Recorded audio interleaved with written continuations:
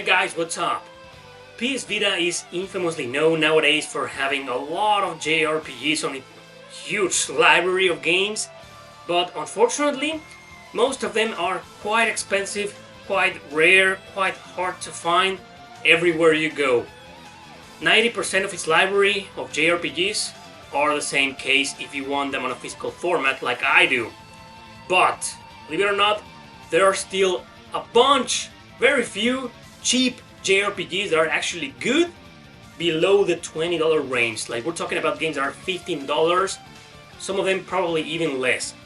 However, pains me to say that most of the games you're about to see today, you're gonna have to probably buy them online. I've been to a bunch of retro stores with resellers and such, and most of these games, most of the Vita games are quite expensive. I don't know why, very pricey. Even some of the games you're about to see, you find these with resellers for like $30 or more. That's insane, man. I don't know, they must have their reasons. All I know is that I found these next games online for a cheap ass price, and you need to know about that. Alright, let's begin!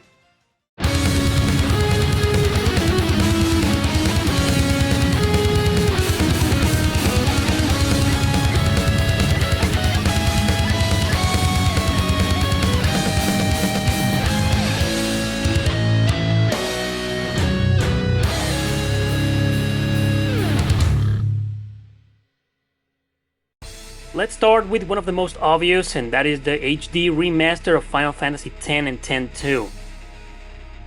This game, a complete in-box copy, you can find it even sealed for less than $20. I'm pretty sure I've seen this game many times, used copies, just the box and the cartridge. Remember that most PS Vita games have no manuals anymore. Yeah, sadly for us collectors who love to collect video games with the manuals and all that jazz. But anyway, a complete, and let me quote that, complete in-box, end quote, copy of this game, of this remaster, you can find it for $15, 15 US dollars. That's the current price of this game. And even sealed, I've seen these copies go for like $18, maybe 20 bucks, maybe less. It's just one of those games that are cheap as hell, no matter the console they are from. But anyway, not much to talk about this game. There's no point, everybody knows it already. Let's move on.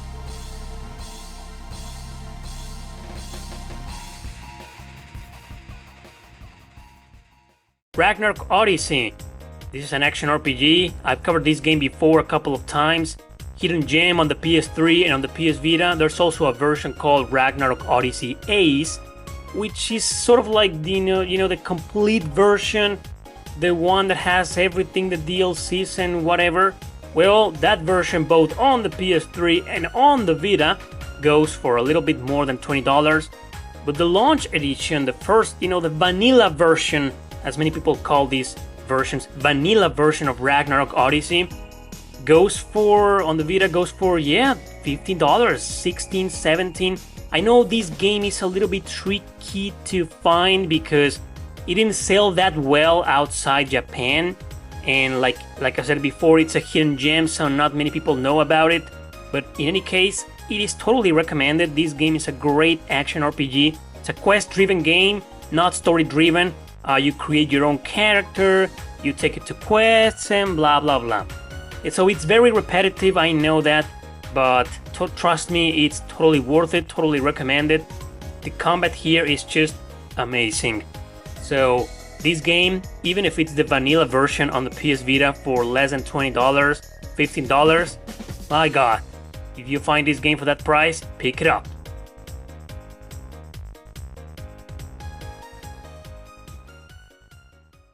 Coming up, Stranger in Sword City.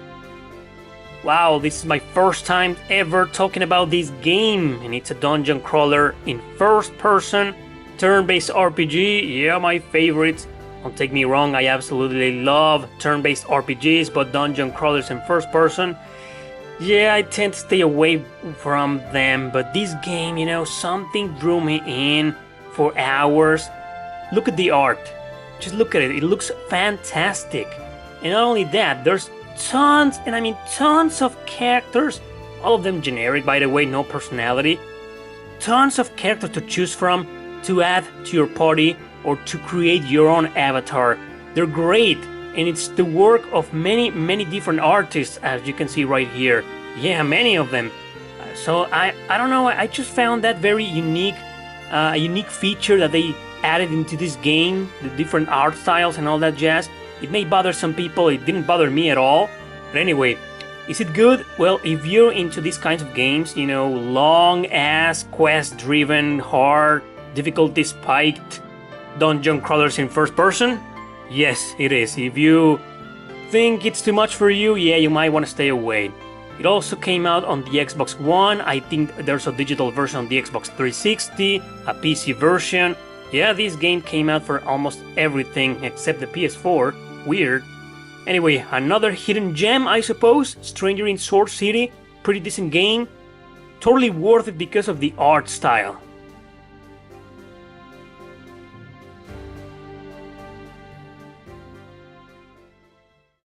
Next up, Mystery Chronicle, One-Way Heroics. I streamed this game, as a matter of fact, and it was pretty fun. I'm not exactly a fan of roguelike RPGs, but this one, I don't know, it just had something very special about it. Maybe it's so fast-paced that I just really enjoy this. And Mystery Chronicle, well, I'm sure roguelike RPGs aren't for everybody, I am aware of that, but like I said, give this game a chance. It's different, it feels different. It's not that hard as many other roguelike RPGs, but it is challenging nonetheless. It's not an easy game. It's a balanced roguelike RPG, let's leave it at that. Mystery Chronicle One-Way Heroics also came out on other different platforms, and let me tell you that it's pretty cheap, ironically speaking, because this is one of those limited run games. Right now, you can get this game for $15, maybe less, if you're lucky. I found one at my local game store for $15. New, sealed. I know it's weird to find limited run games for that price nowadays, but maybe this isn't exactly a new release, but limited run games are still selling copies of this game. So as long as they keep selling copies of their games, they're gonna be cheap. Whenever they stop doing that, resellers are just going to put the prices up, game after the other. You know the drill already. If you're a collector of these kinds of games, limited releases, you know the drill already. But anyway, it's totally worth it. Get it for $15 while you still can. Coming up, World of Final Fantasy. Okay, so this is Final Fantasy Pokemon, as many people name it, including me. As a matter of fact, it is. It's all about collecting monsters, recruiting them to your party, training them, putting them atop your head. Yeah, weird. Anyway, well, if you don't do those kinds of games, trust me, it is fun to an extent. I wasn't exactly a fan of this because I've never been a fan of monster collecting games, much less of Pokemon, but I do have a lot of respect for that franchise, and I sure know that a lot of people love the heck out of those kinds of games. World of Final Fantasy, of course, is a fan service game, and by fan service I don't mean sexualized characters.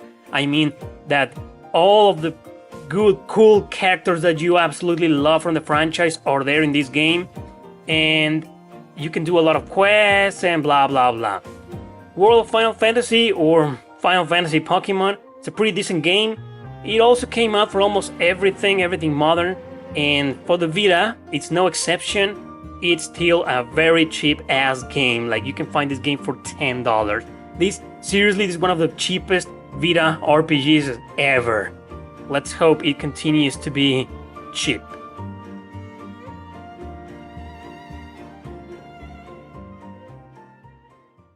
Exist Archive: The Other Side of the Sky. Well, this is a turn-based RPG, sort of like a spiritual successor of Valkyrie Profile, because it was made by the same people, Tri-Ace, but they lost the rights to Valkyrie Profile to Square Enix. That was pretty fucking dumb, but whatever. Exist Archive: The Other Side of the Sky. This is a great game. I've covered this game 10,000 times already. Even a sealed copy of this game on the Vita and also on the PS4 is cheap as hell right now. You can buy it like everywhere for less than $20. Sealed, that's right. I've seen copies of this game on Amazon and on eBay on the Vita version of this game for less than $15. Also one of the cheapest games in this list, and trust me, it's totally worth it. I know it's a grind fest, but it's a beautiful grind fest. It's a great game, and well, I've talked about this game 10,000 times before, so it's time to move on to another game.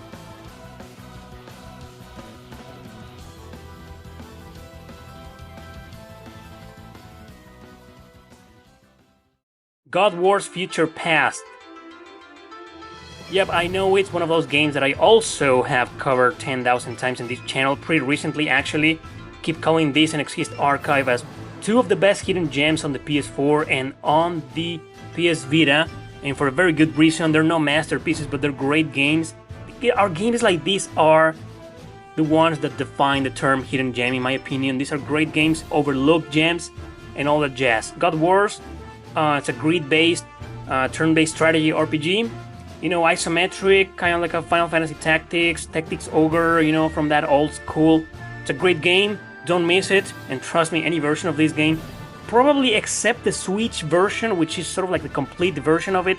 I have no idea what that goes for nowadays, but the Vita version and also the PS4 are cheap as hell, like 15 bucks, maybe 20.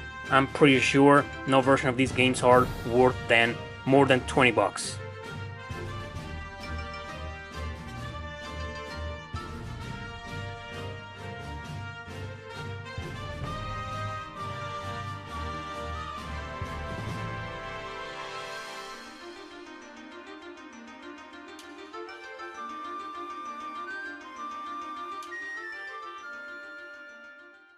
Last but not least, Freedom Wars.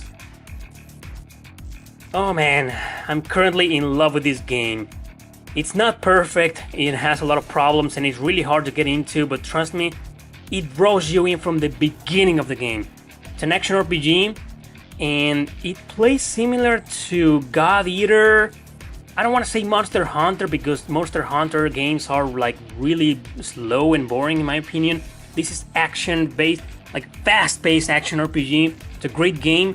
Freedom Wars, I think it's an exclusive to the Vita, so chances are you won't play this game anywhere else, but on the Vita, maybe on PC as well, I'm not too sure. All I researched was the price of this game and I can't believe it. Even in Mexico I found copies of this game for like $10. This is one of the cheapest RPGs also on this list, and it's totally worth it because it's highly original. The story takes place in this, well, all I'll say is that it's sort of like a dystopia. I don't know if you guys have ever read this famous book by George Orwell called 1984. Come on, it's like heavily influenced by that book. I'm pretty sure there's a lot of reference to that book, a lot of references, and I love that book, so therefore I'm loving the story so far. I've been playing this game for the past few hours, and my god, it's totally recommended. I know it's gonna get hard, I know it has a lot of technical problems, I've seen these problems already, but the gameplay mechanics, the story, overall, the interesting and unique ideas they put behind this game are totally worth the money and the experience of playing it. Freedom Wars, totally recommended.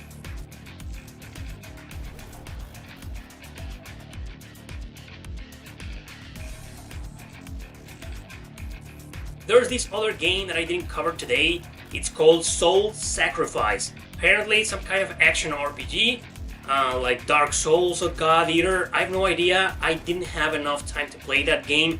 So consider that one as an honorable mention because I do know, and I saw it in Mexico quite a few times, with local resellers, wow, for like $15. Is it good? I have no idea. That'll be entirely up to you. Let me know in the comment section below if you think it's good. That's it for this video today, guys. Thanks for watching. Don't forget to subscribe and share this video with your friends. See you next time.